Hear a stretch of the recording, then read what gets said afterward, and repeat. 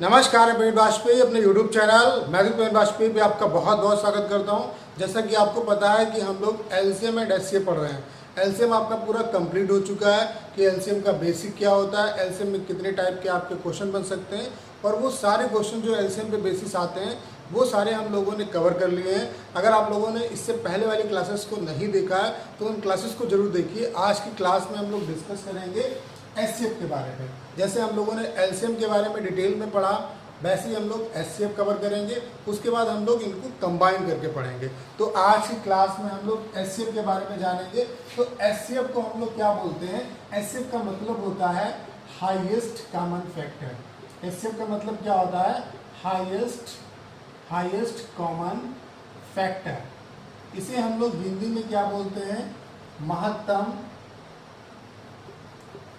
समावर्तक। क्या बोलते हैं? महत्तम समावर्तक। इसे और क्या बोला जाता है? इसी एचसीएफ को कभी कभी जीसीडी करके भी पूछ लिया जाता है कि जीसीडी क्या होगा। तो जीसीडी का मतलब होता है greatest common divisor. Greatest common divisor. अब इसे जीसीडी क्यों बोला जाता है, इसका भी रीजन अभी आपको समझ में आ जाएगा कि ऐसा इसे क्यों बोला जाता है। ग्रेटेस्ट कॉमन डिवाइजर इसे हम लोग क्यों बोलते हैं, वो सारी बातें अभी आपको समझ में आ जाएंगी। जैसे मैंने आपको बताया था एलसीएम में कि एलसीएम को जानने के लिए आपको मल्टीपल जानना बहुत ज़रूरी है, क्योंकि एलसीएम का मतलब होता है लीस्ट कॉमन मल्टीपल। क्योंकि जब तक कि आपको मल्टीपल नहीं पता होगा आप एलसीएम निकालना नहीं सीख पाओगे। वैसे ही एचसीएफ में जब तक कि आपको फैक्टर के बारे में इंफॉर्मेशन नहीं होगी तो आप एचसीएफ के बारे में नहीं जान पाओगे। क्योंकि एचसीएफ की डेफिनेशन ये कहती है कि हाईएस्ट कॉमन फैक्टर। मतलब जैसे अगर बोला जाए आपको कि 12 जैसे मैंने आपको दे दिया 12 और 18, मैंने पूछ लिया कि भाई इसका एचसीएफ क्या होगा। मैंने आपसे पूछा कि इसका एचसीएफ क्या होगा, तो आप क्या करोगे? पहले आप 12 के फैक्टर करोगे और फिर 18 के फैक्टर करोगे। फिर इन दोनों फैक्टर में आप देखोगे, इनके फैक्टर में ये देखोगे कि जो सबसे हाईएस्ट कॉमन फैक्टर होगा वही इनका क्या होगा? एचसीएफ होगा। तो सबसे पहले आपको फैक्टर के बारे में पता होना चाहिए। अब फैक्टर क्या होता है? वो सारी संख्याएं जो 12 को पूरी तरह काट दे वो सारे के सारे इसके फैक्टर होंगे। जैसे एक जो है वो 12 को पूरी तरह विभाजित करता है तो एक इसका फैक्टर है। 2 विभाजित करता है यानी कि संख्या 2 से कटती है तो 2 भी इसका एक फैक्टर है। 3 से भी कटती है तो 3 भी इसका एक फैक्टर है। 4 से कटती है तो 4 भी इसका एक फैक्टर है। 6 से कटती है तो 6 भी इसका एक फैक्टर है। और 12 से भी कटती है तो ये भी इसका एक फैक्टर है। तो इसके इतने फैक्टर हैं 12 के। इस तरीके से अगर हम 18 की बात करें तो ये संख्या 1 से भी कटती है, 2 से भी कटती है, 3 से भी कटती है, 6 से भी कटती है, और किससे कटती है? 9 से भी कटती है और 18 से भी कटती है। अब अगर हम कॉमन फैक्टर की बात करें तो एक कॉमन फैक्टर आपका ये है, एक कॉमन फैक्टर आपका ये है, एक कॉमन फैक्टर आपका ये है, और एक कॉमन फैक्टर आपका ये है। इसके अलावा कोई कॉमन फैक्टर नहीं है। लेकिन अब आप बताओ जितने भी कॉमन फैक्टर हैं उनमें सबसे बड़ा कॉमन फैक्टर कौन सा है? तो आप बोलोगे 6 जो है वो सबसे बड़ा कॉमन फैक्टर है। इसका मतलब क्या हुआ कि इसका एचसीएफ जो होगा वो कितना होगा? 6 होगा। पहली बात आपको समझ में आई। दूसरी चीज़ें, अगर जैसे हमने यहाँ पे 12 और 18 को लिया, अभी अगर हम 3 नंबर ले लें तब आप इसका एचसीएफ कैसे निकालोगे? जैसे मैंने आपसे कहा कि 12, 18 और 20 का भाई एचसीएफ कितना होगा? आप लोगों को दिख रहा होगा यहाँ तक 12, 18 और 20 का एचसीएफ कितना होगा? तो आप क्या करोगे? पहले 12 के फैक्टर करोगे, उसके बाद 18 के फैक्टर करोगे, उसके बाद आप 20 के फैक्टर करोगे, फिर जो सबसे हाईएस्ट कॉमन फैक्टर होगा वही इसका एचसीएफ होगा। यहाँ से एक बात मैं और आपको समझाना चाहता हूँ जो अभी आपको समझ में आएगी। जैसे 12 के अगर हम फैक्टर की बात करें तो 1 इसका एक फैक्टर होगा, 2 इसका एक फैक्टर होगा, 3 इसका एक फैक्टर होगा, 4 इसका एक फैक्टर होगा, 6 इसका एक फैक्टर होगा और 12 भी इसका एक फैक्टर है। अगर 18 की बात करें तो ये संख्या 1 से भी कटती है यानी कि 1 भी इसका एक फैक्टर है, 2 से भी कटती है, 3 से भी कटती है, 6 से भी कटती है, 9 से भी कटती है और 18 से भी कटती है। अब हम बात करें 20 की तो ये संख्या 1 से कटती है, 2 से कटती है, 4 से कटती है, 5 से कटती है, 5 के बाद किससे कटेगी? 10 से कटेगी, 10 के बाद 20 से कटेगी। अब अगर हम इसके कॉमन फैक्टर की बात करें, हाईएस्ट कॉमन फैक्टर, तो सबसे हाईएस्ट जो कॉमन हम ले सकते हैं वो कितना ले सकते हैं, 2 ले सकते हैं, यानी कि इसका जो HCF होगा वो कितना होगा, 2 होगा। तो यहाँ से एक बात आपको और समझनी है, जैसे हमने आपसे कहा कि 12 और 18 का HCF कितना होगा, तो आपने देखा 6, तो ये 6 कैसे आ रहा है, 12 और 18 का डिफरेंस है 6, 12 और 18 का डिफरेंस है 6, क्योंकि यहाँ पे हमारे पास 2 ही नंबर थे।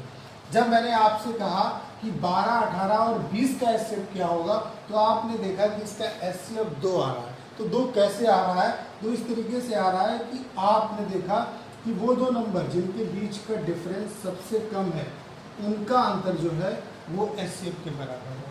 तो यहाँ से एक डेफिनेशन आप लोग और जानेंगे कि अगर 2 या 2 से अधिक संख्याएं हैं और उनका आपको HCF निकालना है, तो उनका जो HCF होगा वो क्या होगा, उनका जो HCF होगा या तो उनका डिफरेंस होगा या डिफरेंस का कोई फैक्टर होगा। यानी कि हम कह सकते हैं कि 2 या 2 से अधिक संख्याओं का जो HCF है वो उन संख्याओं का या तो डिफरेंस होगा या डिफरेंस का कोई फैक्टर होगा, डिफरेंस होगा या डिफरेंस का कोई फैक्टर होगा। ये बात आपको समझ में आ गई।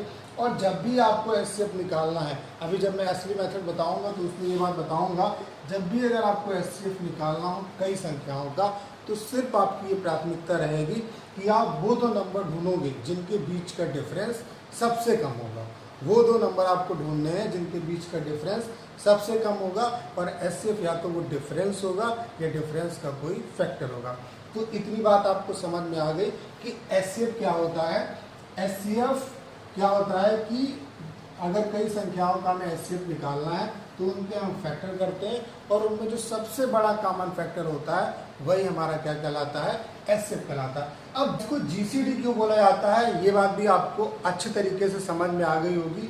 GCD का मतलब क्या हुआ, ग्रेटेस्ट कॉमन डिवाइजर, यानी कि जो सबसे बड़ा भाजक है वही क्या कहलाता है, GCD यानी कि HCF कहलाता है। तो यहाँ से हम डिफिनेशन दे सकते हैं इसकी, जैसे 12 और 18 का अगर हमें HCF निकालना है तो वो क्या होगा, इनका डिफरेंस कितना है, 6 से ये भी संख्या घटती है, 6 से ये भी संख्या घटती है, यानी कि ये सबसे बड़ा इसका भाजक है, जिससे हम इसको भी विभाजित कर सकते हैं, इसको भी विभाजित कर सकते हैं, इसीलिए इसको क्या बोला जाता है, GCD बोला जाता है। यानी कि अगर हम इसकी हिंदी में डेफिनेशन लिखने की बात करें, अगर HCF की डेफिनेशन लिखने की बात करें तो HCF क्या होता है, वह बड़ी से बड़ी संख्या है जो दी हुई सभी संख्याओं को पूरी तरह विभाजित करती है। LCM में क्या होता है, वह छोटी से छोटी संख्या होती है जो दी हुई सभी संख्याओं से पूरी तरह विभाजित होती है, और ये क्या करता है, विभाजित करता है। तो जब भी छोटी से छोटी बोला जाए तो वहाँ पे आपको LCM निकालना है, जब भी बड़ी से बड़ी बोला जाए तो वहाँ पे आपको HCF निकालना है। तो HCF क्या होगा, वह बड़ी से बड़ी संख्या, वह बड़ी से बड़ी संख्या जो दी हुई सभी संख्याओं को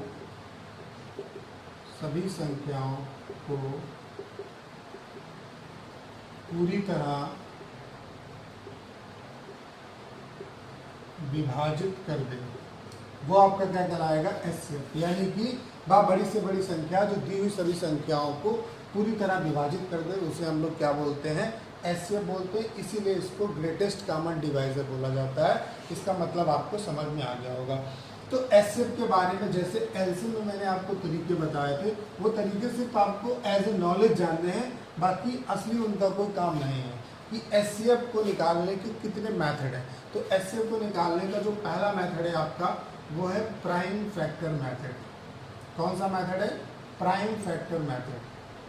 HCF को निकालने के कितने तरीके हैं, HCF को निकालने के 2 तरीके हैं। पहला तरीका आपका क्या है, प्राइम फैक्टर मेथड।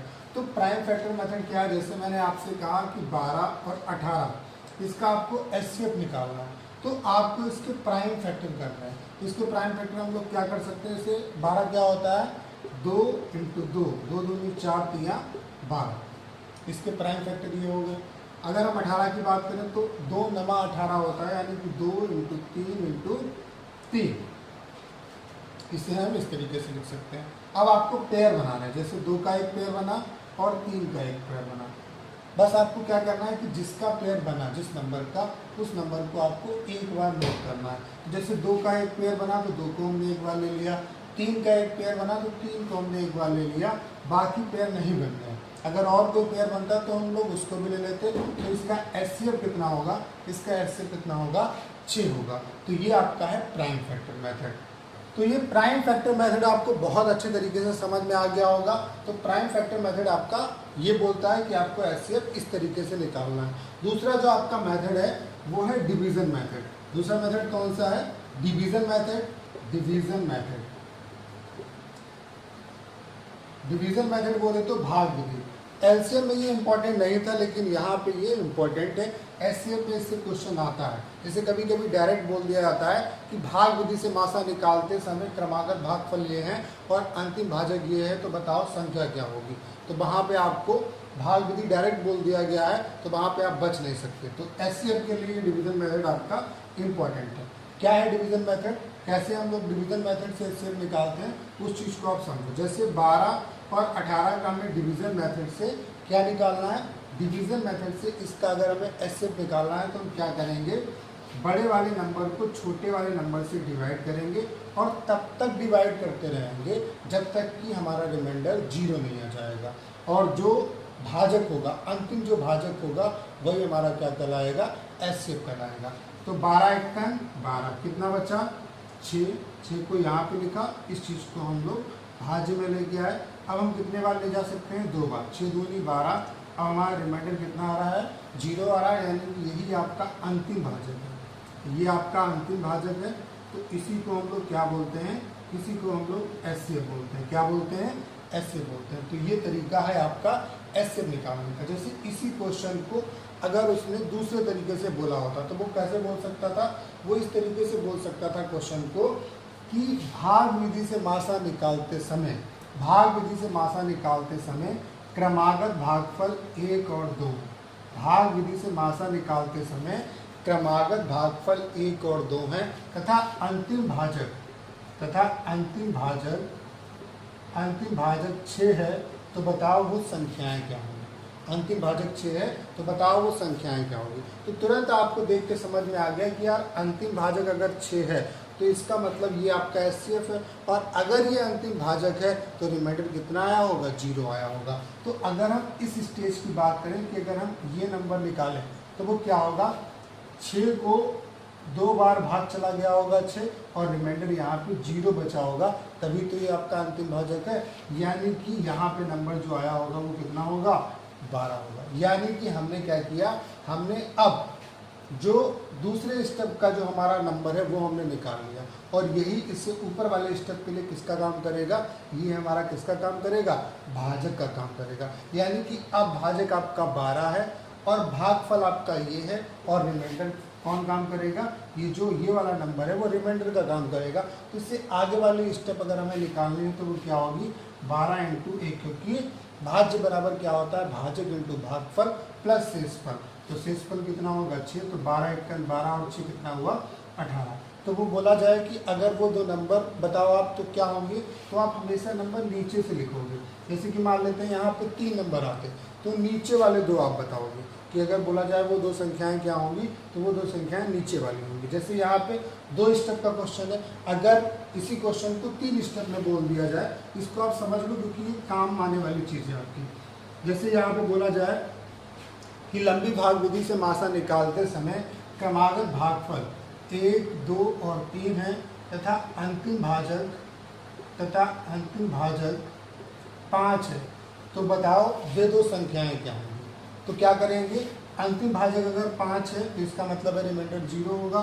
तो 5 × 3 + 0, यानी कि यहाँ पे नंबर कितना आया, 15। अब 15 हमारा क्या आ गया, अगले वाले स्टेप के लिए ये हमारा क्या है, भाजक। तो भाजक का ये काम करेगा, ये भागफल है, और ये आपका रिमाइंडर का काम करेगा। तो अगला वाला स्टेप कैसे निकालेंगे, 15 × 2 + 5, यानी कि 15 × 2 = 30, 30 और 5 कितना हुआ, 35। इससे आगे वाले स्टेप के लिए क्या होगा, 35 × 1 प्लस ये हमारा रिमाइंडर का काम करेगा, यानी कि 35 × 35 और 15 कितना हुआ, 35 और 15 कितना हुआ, 50। तो वो 2 संख्याएं क्या होंगी, 50 और 35 होगा। तो आपको समझ में आ गया होगा। 4 स्टेप होंगे वो भी ऐसे कर सकते हो, 5 स्टेप होंगे वो भी ऐसे कर सकते हो। कुछ नहीं करना है आपको, पहले स्टेप में इसको इससे मल्टीप्लाई करना है, 0 लिखना है, ये जो है इसको इससे मल्टीप्लाई करना है, ये वाला आपका जोड़ देना है। फिर इसी तरीके से आपको सारे स्टेप निकालने हैं। संख्याएं अगर निकालनी हो, 3 संख्याएं बोली जाती हैं उनसे, तो हम नीचे से 3 बता देते हैं, हमेशा आप नीचे से बताओगे।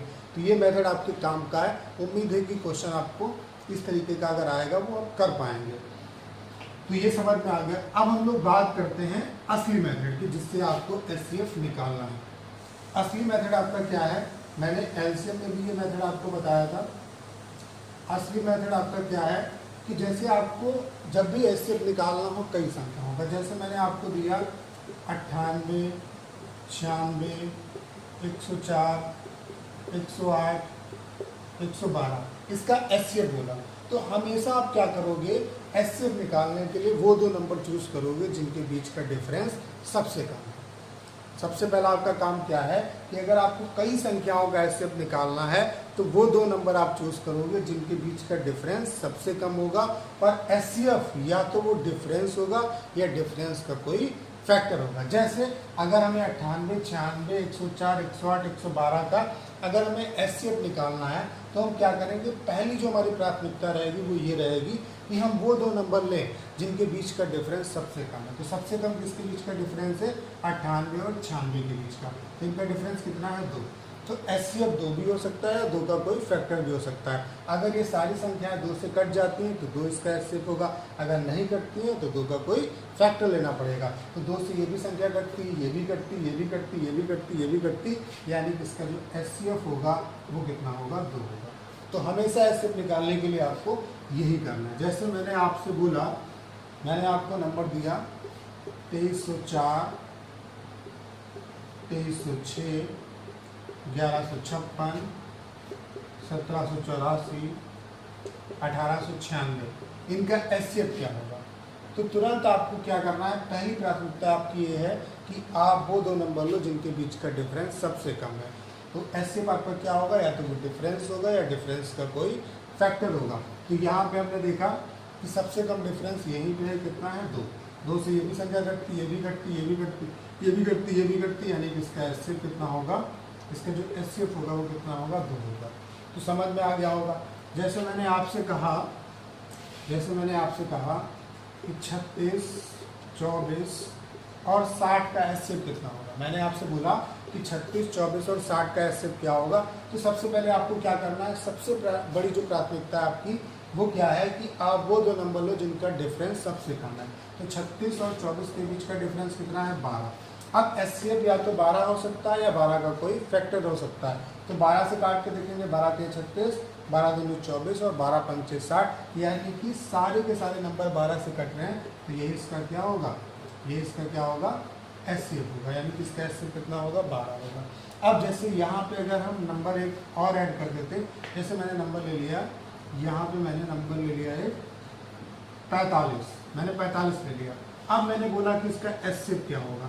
तो एचसीएफ निकालने के लिए आपको क्या करना है, वो 2 नंबर लेना है जिनका डिफरेंस सबसे कम है। इनका डिफरेंस कितना है, 12। अब हमने देखा कि 12 से ये संख्या कट रही, ये संख्या कट रही, ये संख्या कट रही, लेकिन ये नहीं कट रही, तो इसका मतलब है ये इसका एचसीएफ नहीं होगा। फिर 12 के और क्या फैक्टर हो सकते हैं, 3 × 4। 4 से ये संख्या कटती, ये कटती, ये कटती, लेकिन ये नहीं कटती। 3 से काट के देखेंगे, 3 से ये संख्या कटती है, 3 से ये संख्या कटती है, 3 से ये संख्या कटती है, 3 से ये संख्या कटती है, इसलिए इसका जो एचसीएफ होगा वो कितना होगा, 3 होगा। तो उम्मीद है कि एचसीएफ निकालना आपको अच्छे तरीके से समझ में आ गया होगा। अभी जब हम लोग टाइप पूरे कर लेंगे, एचसीएफ में भी कितने टाइप के क्वेश्चन बन सकते हैं, वो क्लास जो होगी वो आपकी अगली क्लास होगी। और फिर हम लोग सारे क्वेश्चन करेंगे, जितने भी तरीके के क्वेश्चन आपके एचसीएफ पे बन सकते हैं वो सारे हम लोग कवर करेंगे। सारी बातें आपको बहुत अच्छे तरीके से समझ में आएंगी। बस आपको करना क्या है कि वीडियो को ज़्यादा से ज़्यादा शेयर करना है, और अगर आप चैनल पर नए हैं तो इसे सब्सक्राइब जरूर करिए।